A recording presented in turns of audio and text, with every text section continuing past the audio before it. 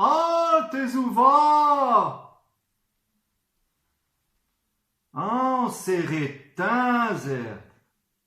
Ah, c'est rétin.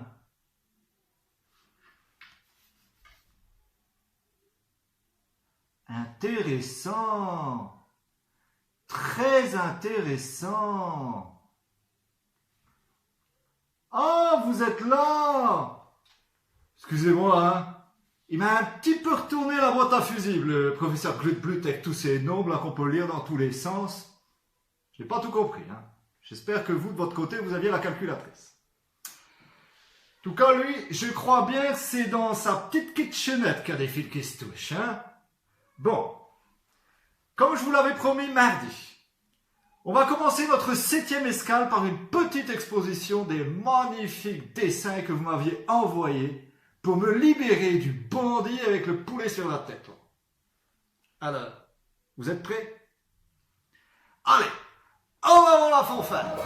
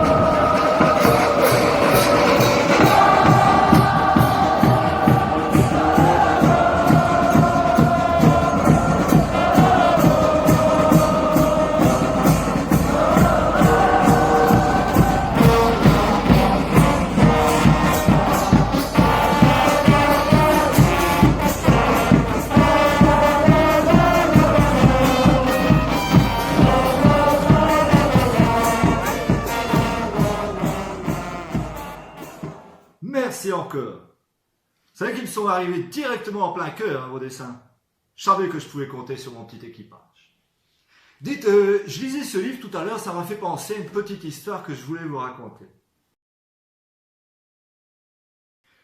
C'est l'histoire de Jojo et Raymond, qui étaient deux amis. Ce sont deux amis, deux écrivains.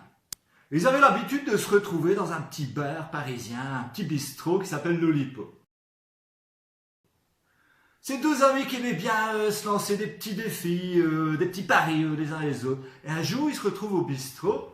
Et là, il y a Raymond qui voit Jojo. Et il dit, Jojo, tu es écrivain, je te lance un défi.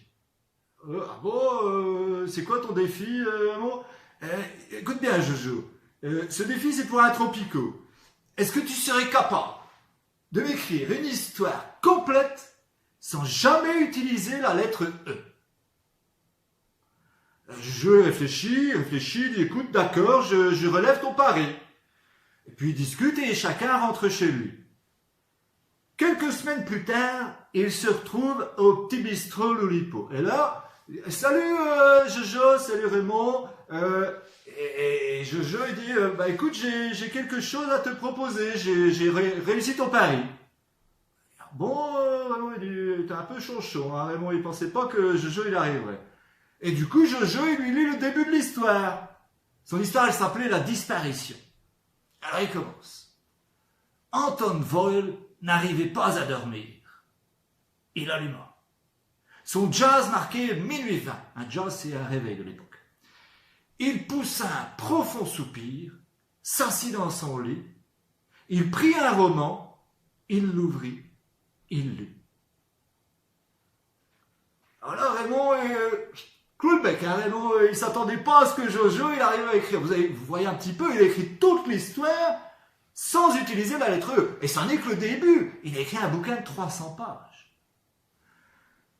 Alors Raymond il dit ok, tu as gagné ton Tropico, je t'offre un Tropico. Donc ils boivent le Tropico et là dans la tête de Raymond revient une deuxième idée. Il dit quand même j'ai payé mon Tropico, j'aimerais bien la semaine prochaine gagner moi-même le pari. Il lui lance un deuxième défi. Il dit dis Jojo, tu écris un livre complet sans utiliser la lettre E. Maintenant je te lance un deuxième défi. Attention cette fois-ci il y a 2 Tropico à gagner. Je lui dis oui, d'accord, explique-moi le défi.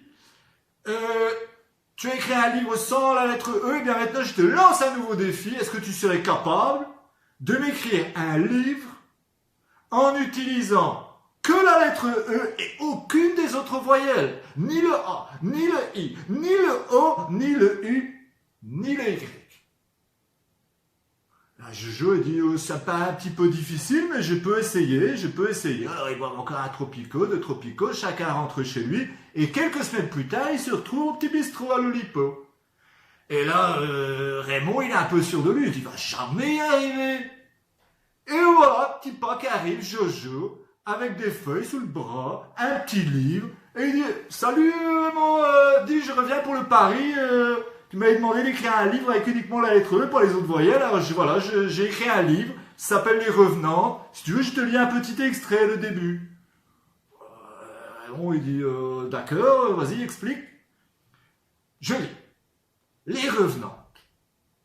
Tels des chèvres en détresse, 7 Mercedes-Benz descendent lentement West End Street.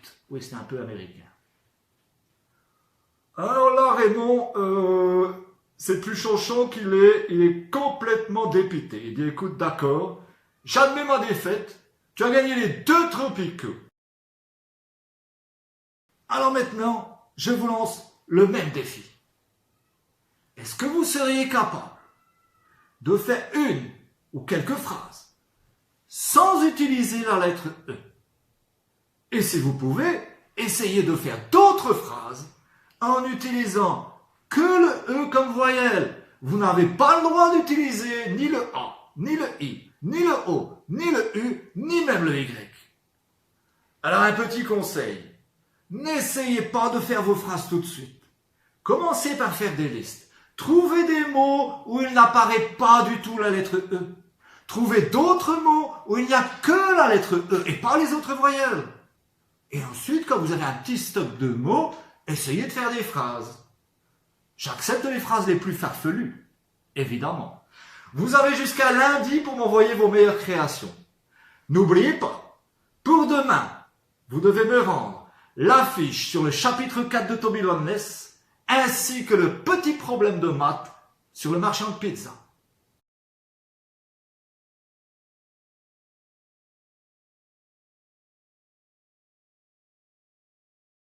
Maintenant, il ne me reste qu'à vous souhaiter une bonne journée et n'oubliez pas, tire les drags.